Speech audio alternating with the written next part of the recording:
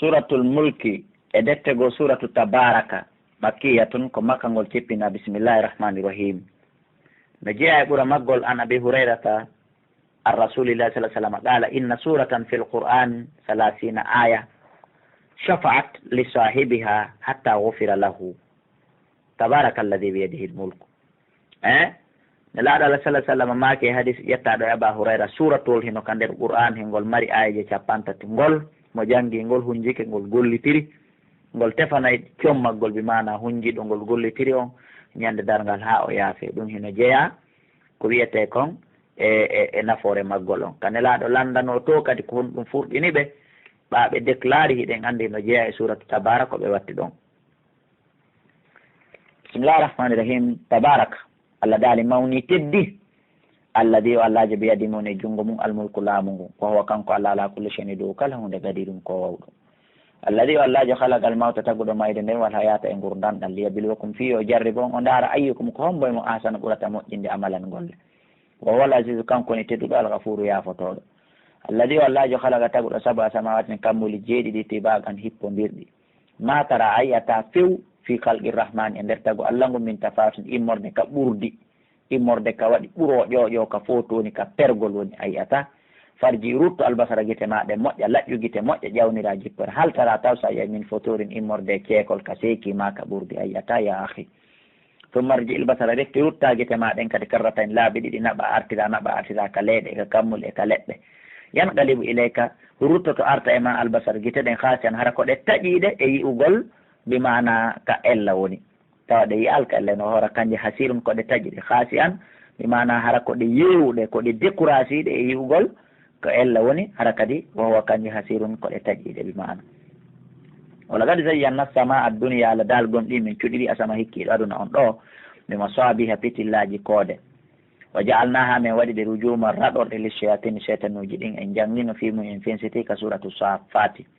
watatna lahum min marani ɓe adaba sayri lette sayri walilladina ina wodani ɓen kafaru yedde ɓe ɓirabɓe mi joomi maɓɓe adabu jahannama lette yite jahannama wa bisal masiru genge boniru torde ida ulɓusi ɓe ferama fiya e nder magge sami ulaha ɓe nananayge shahiqan hinge luuka wayatawa kange ta fuuru hinge shahiqan haacango wayata kange yite gen ta fuuru hinge luuka shahiqan ko haacango ta fuuru hinge luuka tatadu hinge eɓɓa tamayyazu nde nge muncitoto minal gaysi immorde mone ko nge monani kon he feraɓe reno nde nge yiite jahannam Allah daali kullama ulqiyatuma kala fera fiha e nder magge fawjun konu he feraɓe saalahum landoɓe hasanatu a malaikaɓe ayno ɓe yiite ngen ɓen e angal yurmede mum ɓe tawa ɗum ɗo no hulɓini pandi tawa ɓe ɓe lando ko ɗum woni ɗaalu ɓe wiya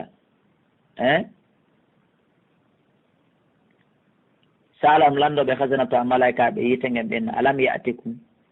ene onon arano on ka aduna nadirun wajotoɗo on hulɓina on fiiɗe e lette ɗo ɓay fenugol ala toon ko be wowle gonga sa wi a yedday a ɓoyloto fena tere hedditiɗen gongay kala ɓenna bala o oye kadi jaanagom ɗi ari min nadirun wajotoɗo fakkat dabna kono min fenni wuri janngoɓe ɓen min haasiɓe mi wi ɓe julnata ka jullirde ɗon ɓe juulata ɗon ɓe jannata ɗon min raɗiɓe min haasiɓe mi wiɓe koɓe fatto ala ko min wiyalɓe fakkat dabna min fendi ɓe few wa qulna min inni ko fenade ma nazzala llahu min cheyin Allah jippinali hay e hunde in antum on wonali onon ne laɓɓen onon jannoɓen onon wajotoɓen illa fi dalal sona e nder majjere kabirin mawnude. donc enen kadi yoka seedo en nani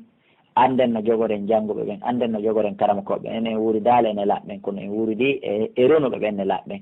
anden ka jogoɗon ɓe kala ka jogui ɗen ɓe ko ɗon Allah jogitoto en wonde kadi ko ɗon jogotono ɗen ne laɓɓen sen wuuridi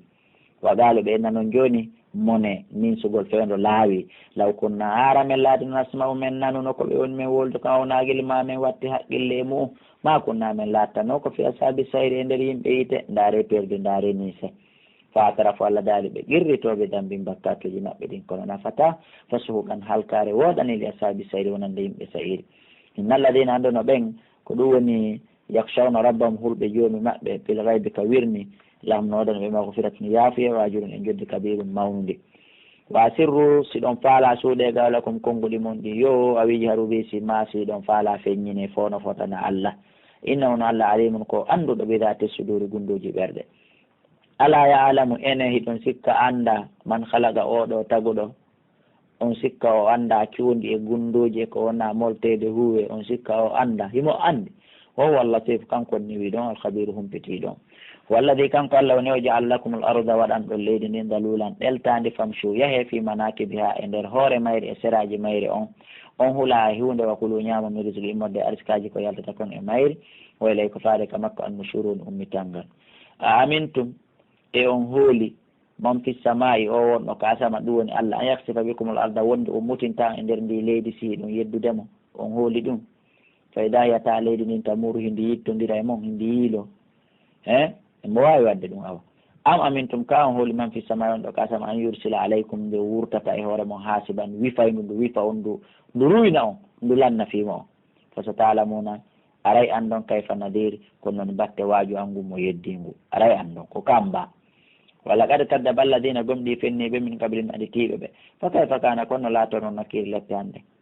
labanoka hawalam yaraw ɓe yaali lattayri faadeji colli fawan sengo dow maɓɓe saffatin kenengoyɗi fonta gaɓi tanji ɗin waya ko wisna kenengoyɗi tama ɗum ɗo fof ko façon julde façon dewal ko ɗowni rewde Allah noon ma yumsikun ne jogitaki illa rahman sona Allah innahu no Allah bi kulli shay'in kala hunde basirun ko sutiɗo. amman hada alladi ka ko mboni huwa mo kañum jundullakum wono wonana on hoore konu yansurukum o walla on min duni rahman harana Allah ala enil kafiruna sukoni ɓe heferaɓe wonali illa fi ghururi sona e nder hoɗo. amman hada alladi ka ko mboni on yarzukukum mono arsika on in amsaka rizqahu si kanko Allah o jogitiki arsike moɗon on ala bal sikoni lajjuɓe duumike fi utumin e nder tonitare won fuurin e dowgol woɗɗitogonga kanko ɗum wiyete no fuur faman yamshi e ko on yahomo kibban himo hippi uggini ala waji e hoore yeeso makko o sutaki ka on yahude ɗon ahada ko oɗo ɓuuri fewde ko o ɓuuri kelɗude. amma yamshi ka ko on yaho sawiyan haɗa mo fottodiri ala siratin e lawol ngol mustaqimin fewgol ngol himo sutti ka o yahata ɗon mo sutti gayka himo sutti ponteji kawon ɓeɗolde kombo ɓuuri fewde ko ɓanti ɗon no sutti ka yahata ɗon. alegoy ko jannguɗo diina kan andi no Allah rewirte noon ko on ɗon ɓuuri ugginiɗo tum hino rewa Allah jangga landaki o woni misal ugginiɗo tun no yaha ha uno anda yaha ha feggo anda yaha ha fotto e ottowal taw anda jannguɗo faami on malandi faami si rewi Allah no wawi udduto guite muɗum ɗen hino yawde no ɓanti si ottowal no arde mo sutti si bareru no arde mo sutti so ɓattike ngayka himo sutti. ɓol wi huwa alladi ko Allah joni o ansha'akum tagu ɗon wa ja'ala lakum sam'a o waɗani noppi wala absara e guite wala fidata e ɓerɗe dalilan fanɗi ma tashkuruna kon ɗo yettude nemaji Allah ɗin. ɓol wi huwa alladi ko Allah woni o darakum remuɗon fil ardi ka leydi ɗum woni baba men adama wa ilayhi kama ko kadi tusharuna ko moɓoyte ɗon wa yaquluna ɓeno inna mata hada al wa'atu kono tuma woni fodore ngal dargal ngal wolata in kuntum sallatika sadiqina ko gonga mo hiɗon wola tum fi dargal yimɓe ɓen ko immintinteɓe ko hendi tum. ɓol wiɓe innamal ilmu ande no gandal andugol fi dargal indallahi ka Allah woni he wona junga min Muhammadu de wa inna mana ande min on mo yiɗon nadir mo bino komi wajotoɗo laɓɓina ɓangina simplement falamma ra'ahu kono tuma nde ɓe yi dargal Muhammadu ɓe yetadema ñande ɓe yi dargal zulfa tan ko ɓattingal ñande ɓe yi dargal no ɓatti si at ɓawlay wujuhul ladina geece ɓen kafaru yedduɓe nden ñande ande ɓe miijotoɓe ana ɓe mata geece maɓɓe ɗen ɓawla ko ɗe rawnunowo wa qila wi'e hada alladi a ko ɗe lette woni ɗe ko ngal dargal woni ngal kuntum ngal laatino ɗon mbihi e muɗum tadda una hiɗon nodda hiɗon hawjira. wi araytum yetelan in ahlakani Allah si Allah halkila wa mamma iya e ɓe wonduɓe an fo aw rahimana ma o yurmama men hihi oma yujirul kafirina ɗon sika ko mbo dandata heferaɓe min adabin alimin immorde lette musuɗe ala. o wi huwa rahman ko kanko Allah woni huuɓa yurmede amannabi menen ɗo min gomɗinimo kala ko watta e waɗu wa alayka kama ko kadi tawakkalna komin holori fa sata'lamuna alay noon andon onon ɓe gomɗinali ɓen man huwa ko hombo mo kañum fi dalalin wonoyta e nder majjire mo binin feeñude. o wi araytum yetelan in asbaha si wonti ma ukum ndi'e mon ɗen ka kolonji ma ka pompiji ma ka